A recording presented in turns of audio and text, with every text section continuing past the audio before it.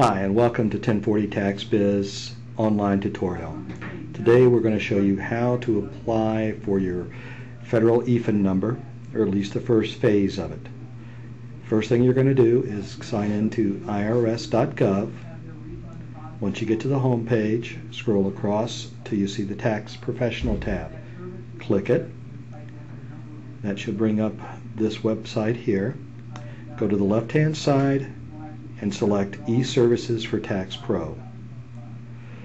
From this page, you can either log in or start the registration services. And that's what we're doing today. On the registration service page, you will select registration. On this page, the IRS is going to ask for information to start the process.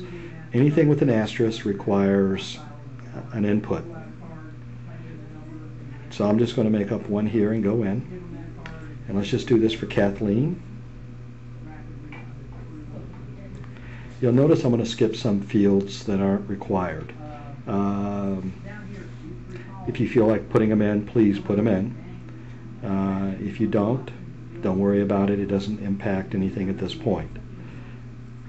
You need to make sure that your last name and Social Security and date of birth match up to what is at the Social Security office. So if you've recently gotten married or had a name change, you want to use that.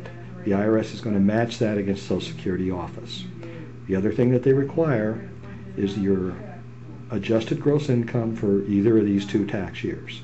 The reason for this is to validate that you are the person actually filing, and hopefully you're the only one that knows this number. The IRS has it on file.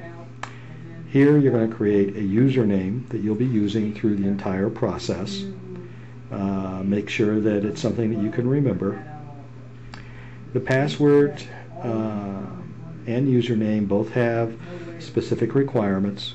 They have to be at least 8 characters long and have both letters and numbers. Again, they have to be at least 8 characters long and have both letters and numbers. The PIN fields are required. That's sort of like your signature. They'll ask you if you ever call in what your PIN number is. Make up 5 digits, not all the same. Again, if you're unsure, just look to the side here. They'll tell you exactly what the requirements are. Once you've completed this, they'll ask you a recovery. In case you forget your username or password, they're going to ask you a test question.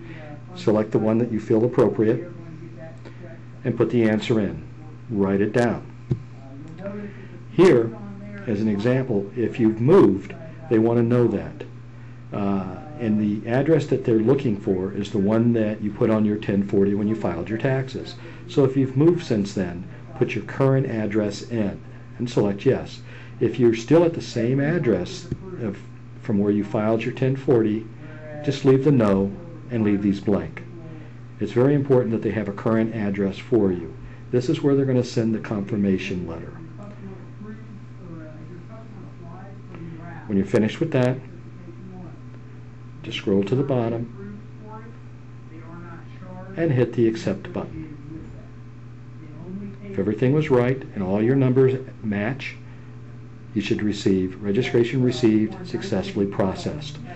If it's wrong, it'll tell you what's wrong and send you back to the page. This is the first step in the registration process. What will happen is in 7 to 10 days you'll receive a letter from the IRS with a 10-digit code.